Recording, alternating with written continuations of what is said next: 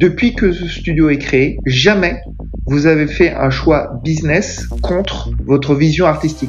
345 secondes chrono. Histoire de déclics qui ont tout changé. Je suis Alexandre Mingal, passionné par la vente et l'intelligence émotionnelle. Je suis Wesley Joachim, passionné par la création musicale et le storytelling.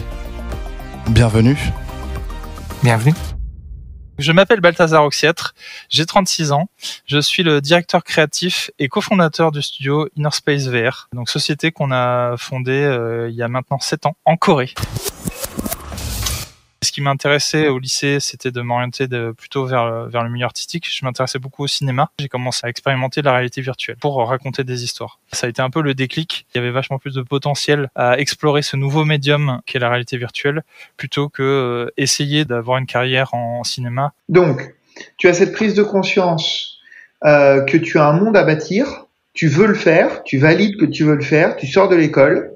Et qu'est-ce qui se passe? Donc Ayun, qui est la cofondatrice du studio Inner Space, avait un projet en Corée et j'arrêtais pas de lui dire il faut absolument que ce projet qu'elle avait le fasse en réalité virtuelle. Et il y a eu un événement qui a été organisé par Oculus qui venait d'ouvrir en fait un petit bureau en Corée. Donc on allait rencontrer Oculus et là je leur ai montré les trucs sur lesquels je bossais depuis 2-3 ans.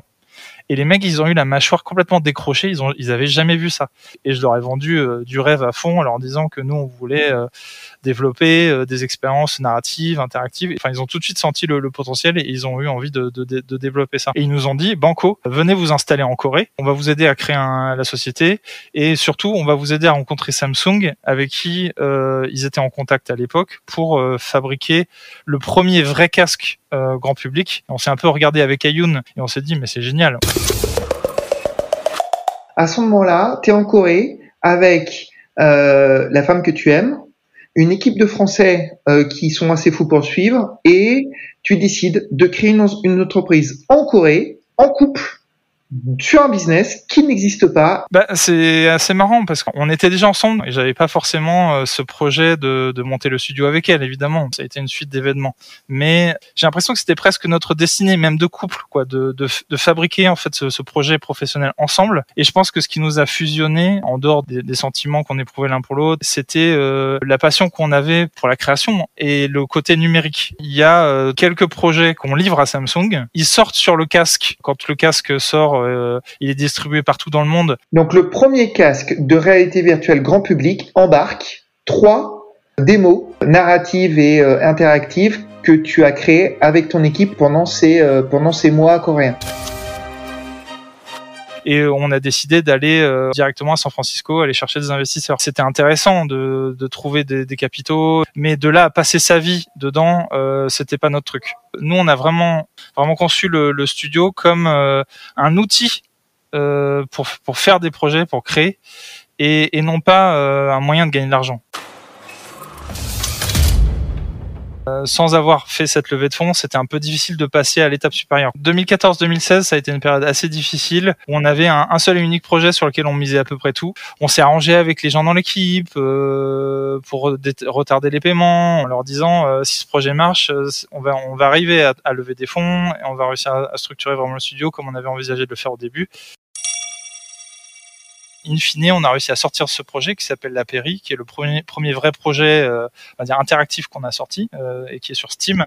Le concept, c'est assez simple. On va essayer de faire une expérience autour de la danse, de faire vivre un ballet. On va mettre le spectateur sur la scène et donc on a imaginé et mis en scène une sorte de ballet en réalité virtuelle. Donc on a des décors complètement fous qui bougent. La référence un peu principale, c'était Fantasia. Donc on est dans cet univers entre féerie, magie et au bout du compte, ça fait une petite expérience de 15 minutes que n'importe qui peut vivre. On se recrée une carte de visite, mais qui cette fois nous permet d'aller accrocher des investisseurs. Enfin, l'industrie évolue et on sent qu'il est en train de se forger un marché autour du jeu. Donc le jeu qui est sorti s'appelle A Fisherman's Tale, qui a eu un vrai succès commercial. On l'a sorti en 2018. Ce jeu, vous gagnez un prix avec. On gagne plein de prix. C'est quoi le prix le plus spectaculaire ou le plus important que tu as eu ?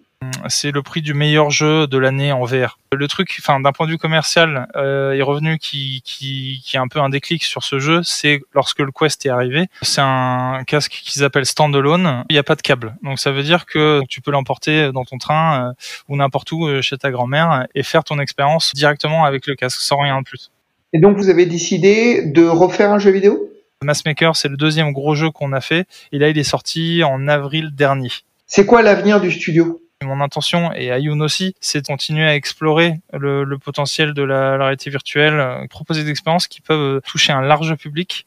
C'est génial d'avoir fait des choix où tu as privilégié, vous avez tous les deux en couple, comme tu dis fusionnel, privilégié vos valeurs, votre culture, votre sens artistique, au détriment du pouvoir et de l'argent. Si vous avez aimé cette histoire, nous vous invitons à nous donner votre avis.